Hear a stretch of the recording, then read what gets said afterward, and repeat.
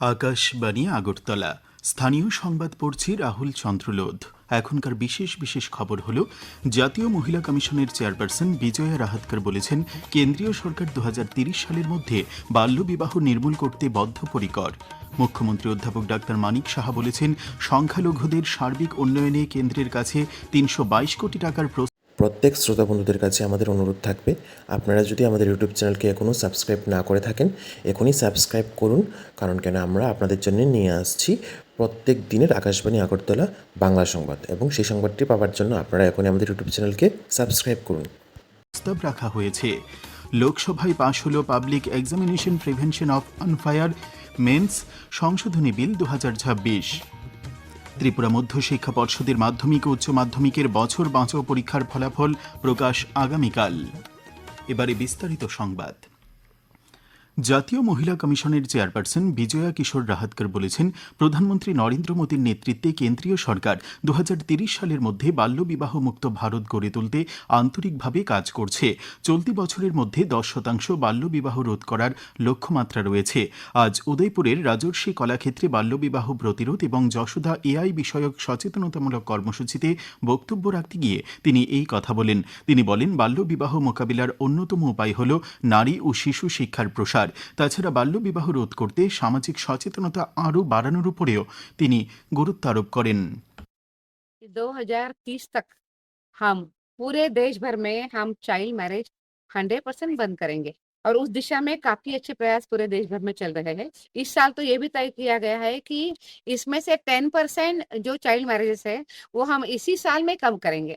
आज हमने child marriage के बारे में आज यहाँ पे अवेयरनेस प्रोग्राम आयोजित किया था और मुझे बहुत अच्छा लगा। শ্রীমতী রাহাতকর বলেন, 2047 সালের মধ্যে সমৃদ্ধ ভারত গড়ে তোলার ক্ষেত্রে নারী শিক্ষা এক গুরুত্বপূর্ণ ভূমিকা পালন করবে। তিনি বলেন, নারীদের ক্ষমতায়নের অন্যতম মাধ্যম হল তাদের কর্মসংস্থানের সুযোগ বৃদ্ধি করা। বর্তমানে সশস্ত্র বাহিনী, পুলিশে মেয়েদের জন্য বহু সুযোগ তৈরি হয়েছে। তিনি আশা করেন, গোমতী জেলা থেকে আরও বেশি সংখ্যক তরুণী দেশের নিরাপত্তা বাহিনীতে যোগদানে উৎসাহিত হবেন এবং দেশের সেবায় গুরুত্বপূর্ণ ভূমিকা পালন করবেন। আজ গোমতী জেলা সফরকালে তিনি নারী ও শিশু সুরক্ষা, মহিলা কল্যাণ এবং বিভিন্ন সরকারি পরিষেবার অগ্রগতি পর্যালোচনা করেন। উদয়পুরে তাঁকে স্বাগত জানান জেলাশাসক রিঙ্কু লাথের এবং জেলা পুলিশ সুপার অনির্বাণ দাস। শ্রীমতী রাহাতকর টেপানিয়ায় সখী ওয়ান স্টপ সেন্টার পরিদর্শন করেন। সেখানে তিনি নারী সহায়তা এবং সুরক্ষা সংক্রান্ত পরিষেবার কার্যক্রম খতিয়ে দেখেন এবং সংশ্লিষ্ট আধিকারিকদের সঙ্গে মতবিনিময় করেন। তিনি উদয়পুরের পিআরটিআই কনফারেন্স হলে আয়োজিত শ্রী সার্ভিস অনুষ্ঠানে অংশ নেন। অনুষ্ঠানগুলিতে উপস্থিত ছিলেন সমাজ কল্যাণ ও সমাজ শিক্ষামন্ত্রী টিঙ্কু রায়, রাজ্য মহিলা কমিশনের চেয়ারপারসন ঝর্ণা দেববর্মা। মুখ্যমন্ত্রী অধ্যাপক ডাক্তার মানিক সাহা বলেছেন, রাজ্যের সংখ্যালঘু অংশের জনগণের সার্বিক উন্নয়নে রাজ্য সরকার কেন্দ্রীয় সরকারের কাছে 322 কোটি টাকার নানা প্রকল্পের অনুমোদনের প্রস্তাব পাঠিয়েছে। আজ আগরতলার প্রজ্ঞা ভবনে মুখ্যমন্ত্রী সংখ্যালঘু উন্নয়ন প্রকল্পের উদ্বোধন ও সংখ্যালঘু সম্প্রদায়ের জনগণের মধ্যে ঋণ প্রদান অনুষ্ঠানে এই কথা বলেন তিনি বলেন, রাজ্যের সংখ্যালঘু সম্প্রদায়ের আত্মনির্ভরশীল হওয়ার পথ প্রশস্ত করবে এই ধরনের ঋণ প্রকল্প। শিক্ষা, ব্যবসা ইত্যাদি খাতে ঋণ দিচ্ছে সংখ্যালঘু উন্নয়ন দপ্তর। মেডিকেল শিক্ষায় 10 লক্ষ পর্যন্ত ঋণের ব্যবস্থা রয়েছে। অনুষ্ঠানে উপস্থিত ছিলেন সংখ্যালঘু কল্যাণ মন্ত্রী শুক্লাচরণ নোয়াতিয়া, ত্রিপুরা সংখ্যালঘু সমবায় উন্নয়ন নিগমের চেয়ারম্যান মোহাম্মদ জসিম উদ্দিন, ওয়াকফ বোর্ডের চেয়ারম্যান মবস্বর আলী, রাজ্য হজ কমিটির চেয়ারম্যান শাহ আলম। মুখ্যমন্ত্রী সমীপ ইস্যুর 71তম কর্মসূচির মাধ্যমে আজ রাজ্যের বিভিন্ন প্রান্ত থেকে আগত জনগণের সঙ্গে সরাসরি মতবিনিময় করেন মুখ্যমন্ত্রী অধ্যাপক ডাক্তার মানিক সাহা। তিনি বলেন, চিকিৎসার জন্য অযথা রাজ্যের বাইরে যাওয়ার প্রবণতা থেকে বেরিয়ে আসা প্রয়োজন। কারণ বর্তমান সরকার রাজ্যের জনগণের জন্য উন্নত ও আধুনিক চিকিৎসা পরিষেবা গড়ে তুলতে নিরন্তর কাজ করে চলছে। তিনি বলেন, বর্তমানে বহু আধুনিক চিকিৎসা পদ্ধতি ও স্বাস্থ্য পরিষেবা রাজ্যে চালু রয়েছে এবং বহু মানুষ উপকৃত হচ্ছেন। চিকিৎসা পরিকাঠামো, আধুনিক যন্ত্রপাতি, বিশেষজ্ঞ চিকিৎসক এবং স্বাস্থ্য পরিষেবার সামগ্রিক মান আগের তুলনায় উল্লেখযোগ্যভাবে উন্নত হয়েছে। তিনি রাজ্যের স্বাস্থ্য পরিষেবার উপর আস্থা রেখে চিকিৎসা গ্রহণের পাশাপাশি সরকারের সঙ্গে সহযোগিতার আহ্বান জানান।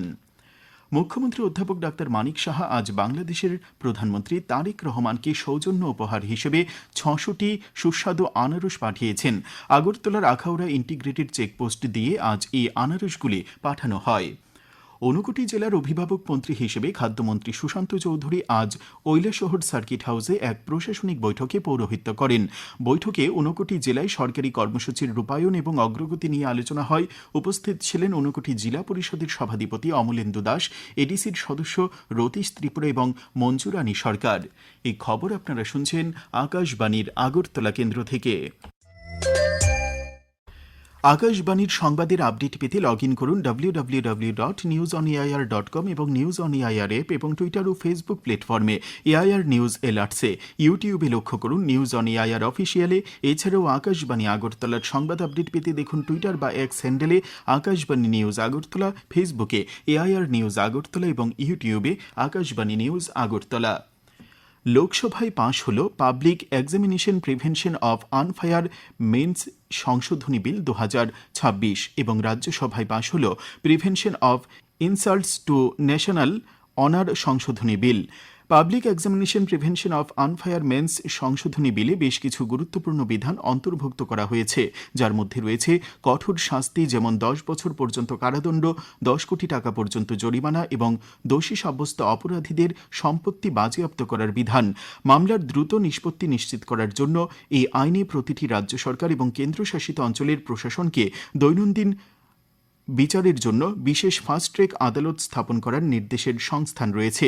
এতে আরও বলা হয়েছে যে থানায় মামলা নথিভুক্ত হওয়ার তারিখ থেকে 2 মাসের মধ্যে অপরাধের তদন্ত অবশ্যই সম্পন্ন করতে হবে। অভিযোগপত্র দাখিলের তারিখ থেকে 3 মাসের মধ্যে বিচার কার্য শেষ করতে হবে। এরপর এই বিলটি রাজ্যসভায় পেশ করা হবে। এদিকে স্বরাষ্ট্র প্রতিমন্ত্রী নিত্যানন্দ রায় আজ লোকসভায় জন্ম ও মৃত্যু নিবন্ধন সংশোধনী বিল 2026 পেশ করেছেন। সারা দেশে যথাযোগ্য মর্যাদায় আজ পালিত হচ্ছে গুরু পূর্ণিমা উৎসব, যা ব্যাস পূর্ণিমা নামেও পরিচিত। এই উপলক্ষে দেশজুড়ে মানুষ তাঁদের গুরুর প্রতি শ্রদ্ধা ও কৃতজ্ঞতা জ্ঞাপন করছেন। উল্লেখ্য, ভগবান বুদ্ধ জ্ঞান লাভের পর এই দিনেই সারনাথে তাঁর প্রথম ধর্ম দেশনা প্রদান করেছিলেন। সেই কারণে বৌদ্ধ ধর্মাবলম্বীরাও দিনটি বিশেষভাবে পালন করে থাকেন। এদিকে গুরু পূর্ণিমা উপলক্ষে উপরাষ্ট্রপতি সিপি রাধাকৃষ্ণন, প্রধানমন্ত্রী নরেন্দ্র মোদী, লোকসভার অধ্যক্ষ ওম বিড়লা এবং কেন্দ্রীয় স্বরাষ্ট্রমন্ত্রী অমিত শাহ দেশবাসীকে শুভেচ্ছা জানিয়েছেন। গুরু পূর্ণিমা উপলক্ষে আজ রাজ্যের সর্বত্র নানা অনুষ্ঠানের আয়োজন করা হয়। খোয়াই নতুন টাউন হলে আয়োজিত গুরু সংবর্ধনা অনুষ্ঠানের উদ্বোধন করেন বনমন্ত্রী অনিমেষ দেববর্মা। শান্তির বাজারের মুকুট অডিটোরিয়ামে গুরু পূর্ণিমা উৎসবের উদ্বোধন করেন দক্ষিণ জেলা পরিষদের সভাধিপতি দীপক দত্ত। ঊনকোটি জেলার ফটিকরাই বাজারে বিজেপি আয়োজিত অনুষ্ঠানে উপস্থিত ছিলেন প্রাণী সম্পদ বিকাশ মন্ত্রী সুধাংশু দাস, বিজেপির মণ্ডল সভাপতি তরুণ কুমার দাস প্রমুখ। কারামন্ত্রী শান্তনা চাকমা আজ গুরু পূর্ণিমা উপলক্ষে পেঁচারথলের শান্তিপুর স্থিত ধর্মরাজিকা বৌদ্ধ বিহারে ধর্মগুরু ভান্তেদের শ্রদ্ধার্ঘ্য নিবেদন করেন। ত্রিপুরা মধ্য শিক্ষা পর্ষদ পরিচালিত মাধ্যমিক ও উচ্চ মাধ্যমিকে বছর বাঁচাও পরীক্ষার ফলাফল আগামীকাল প্রকাশ করা হবে। পর্ষদের সচিব ডক্টর জয়দীপ ভট্টাচার্য আজ এই খবর জানান। তিনি জানান, দুপুর 12টায় ফল প্রকাশ করা হবে। তিনি সংশ্লিষ্ট সমস্ত বিদ্যালয় কর্তৃপক্ষদের কাছে অনুরোধ করেছেন তাঁরা যেন ছাত্রছাত্রীদের মার্কশিট এবং সার্টিফিকেট আগামী 31শে জুলাই পর্ষদ অফিস থেকে সংগ্রহ করেন। ত্রিপুরা ফুটবল অ্যাসোসিয়েশন পরিচালিত ঘরোয়া দ্বিতীয় ডিভিশন লিগ ফুটবল প্রতিযোগিতার আজকের খেলায় ত্রিপুরা স্পোর্টস স্কুল জয়লাভ করেছে। উমাকান্ত মিনি স্টেডিয়ামে অনুষ্ঠিত খেলায় ত্রিপুরা স্পোর্টস স্কুল 4-2 গোলে বীরেন্দ্র ক্লাবকে হারিয়ে দেয়।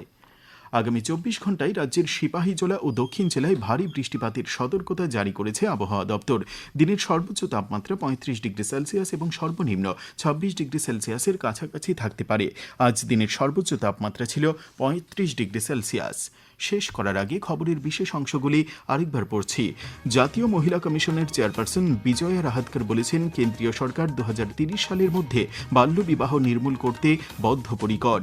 মুখ্যমন্ত্রী অধ্যাপক ডাক্তার মানিক সাহা বলেছেন, সংখ্যালঘুদের সার্বিক উন্নয়নে কেন্দ্রের কাছে 322 কোটি টাকার প্রস্তাব রাখা হয়েছে। লোকসভায় পাশ হল public examination prevention of unfair means সংশোধনী বিল 2026। ত্রিপুরা মধ্যশিক্ষা পর্ষদের মাধ্যমিক ও উচ্চ মাধ্যমিকের বছর বাঁচাও পরীক্ষার ফলাফল প্রকাশ আগামীকাল। স্থানীয় সংবাদ আজকের মতো এখানেই শেষ হলো। পরবর্তী বাংলা স্থানীয় সংবাদ প্রচারিত হবে আগামীকাল সকাল 7:35 মিনিটে।